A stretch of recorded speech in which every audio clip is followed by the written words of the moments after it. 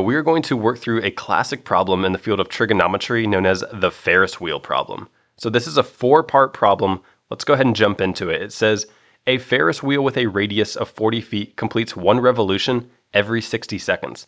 The lowest point of the wheel is 5 feet above the ground. So I've gone ahead and sketched out this situation where we have this Ferris wheel. At the lowest point, when a rider first gets on the Ferris wheel, they're 5 feet above the ground. Now we know that the radius of the Ferris wheel, so from the center to any of the outer edges, is 40 feet. So what that means is that at the center of the Ferris wheel, that height is going to be 40 feet, the radius, plus the 5 feet that it is above the ground at the lowest point. So at the center, right here, a rider would be at a height of 45 feet.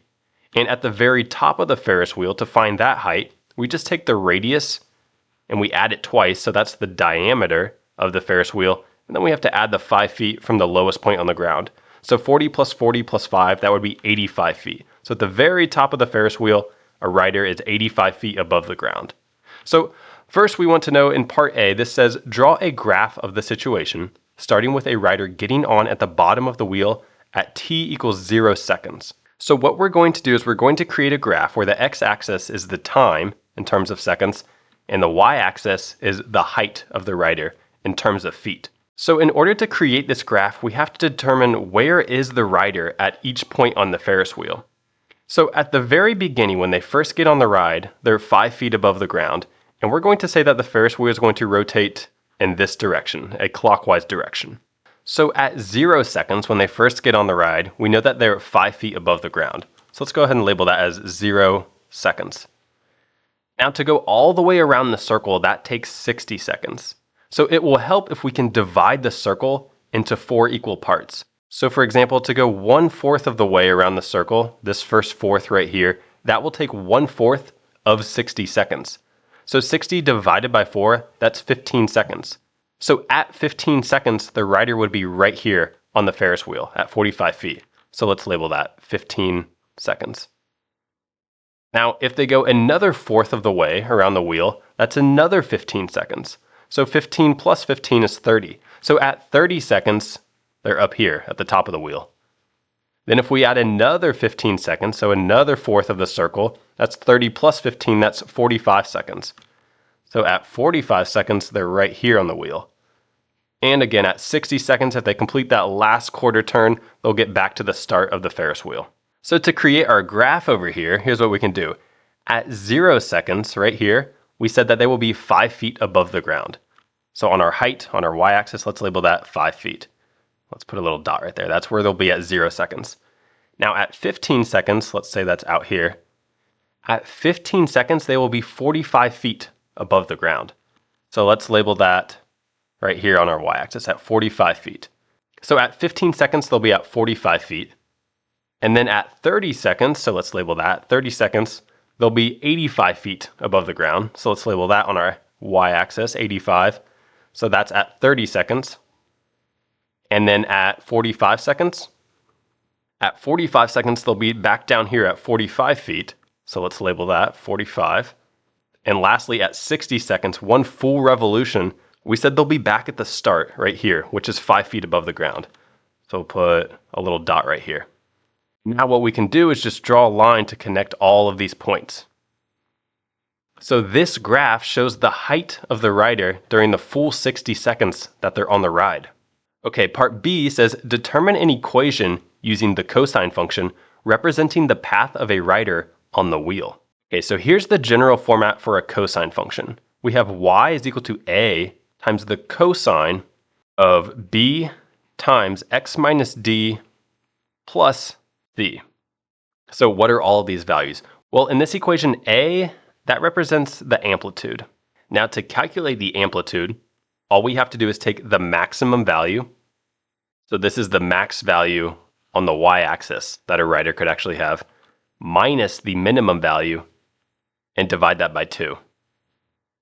So the max value that we could have, we already determined, is 85 feet. That's the highest point on the wheel that a rider could reach, and the minimum value is 5 feet. That's the lowest height that a rider could have.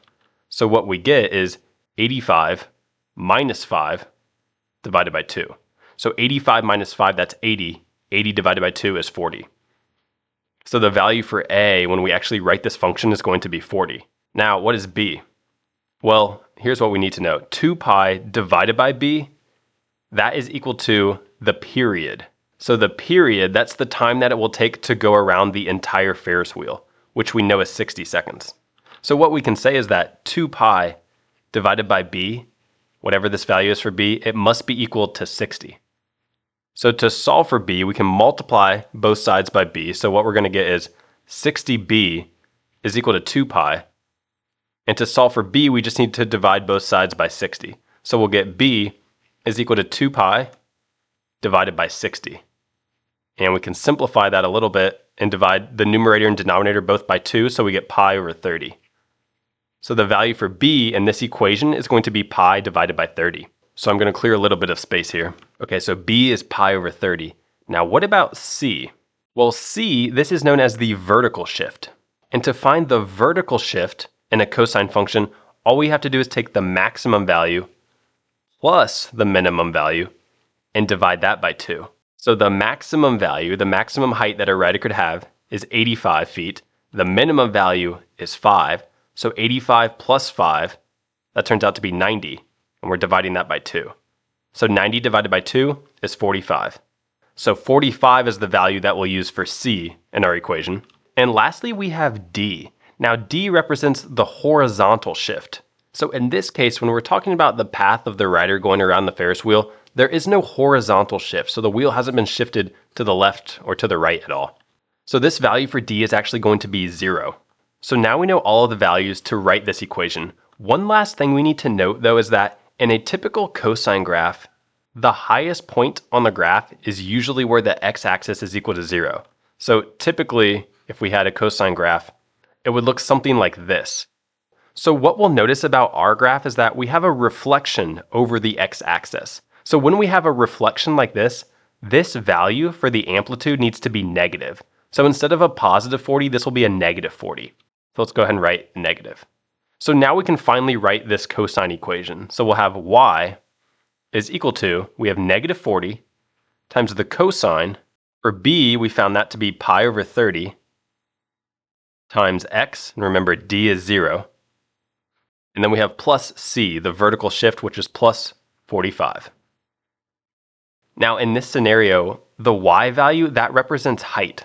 And x, this represents the time on the ride. So if we want, instead of writing y, let's write h, the height. And that will be a function of time. So we'll say h of t. And instead of writing x, remember that represents the time on the ride. So let's write t instead of an x. So we'll say t. So this equation describes the height of the rider depending on t, the amount of time that they've been on the ride. Okay, now let's jump to part C that says determine the height of a rider after 40 seconds. So notice we can use this equation that we just found right here. So we'll say the height at time 40 seconds is equal to, and all we're going to do is plug in a 40 right here for t. So we get negative 40 times the cosine of, if you plug in a 40 right here, you end up with 40 pi over 30. And 40 divided by 30, that can be simplified to 4 divided by 3 pi. And then we have plus 45. Now, if you punch this into a calculator, the cosine of 4/3 pi, and make sure your calculator is in radians, that comes out to negative 1/2. So this quantity is negative 1/2. So negative 40 times negative 1/2, that turns out to be a positive 20. And then 20 plus 45, that's 65. So at 40 seconds, the rider will be at 65 feet. Now, if we take a look at our graph over here, we said that if we estimate where the rider is at 40 seconds, so at 30 seconds, they're at the peak, and then at 45 seconds, they're down here at 45 feet. So at 40 seconds, let's say they're maybe right about here. Does that look like about 65 feet? Yeah, that seems like a reasonable answer, since we're in between 85 and 45. So that's just an easy way to check ourselves. Okay, now this last part D says, when will a rider first reach a height of 50 feet? So now, again, we're going to use this equation that we found, but notice we're going to plug in a 50 right here. So the height is 50, and we're asking ourselves, what is t? What is the time when we will actually be at 50 feet? So I'm going to erase these equations over here so we have a little room to work with. So what we end up with is 50 is equal to, and we have negative 40 times the cosine of pi over 30 times t. plus 45. So we're trying to solve for t right here. So let's go ahead and subtract the 45 from both sides. So we get 5 is equal to negative 40 times the cosine of pi over 30 times t. And then we can divide both sides by negative 40 to get rid of this negative 40. So 5 divided by negative 40, that comes out to negative 1.25, and that will be equal to the cosine of pi over 30 times t.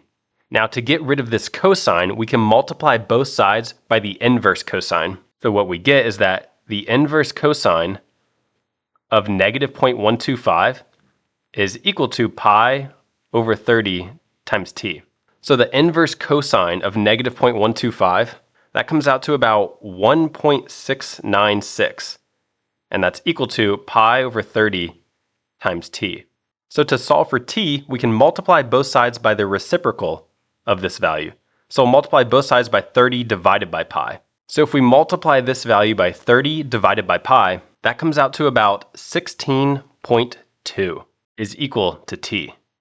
So the rider will reach a height of 50 feet at 16.2 seconds. So let's write that down.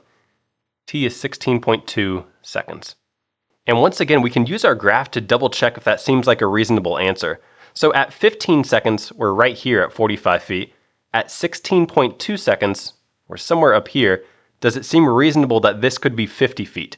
Yes, it does, because that's just a little bit more than 45 feet. So that's just a way to double check that our answer seems reasonable. So that is how you can solve the Ferris wheel problem in trigonometry.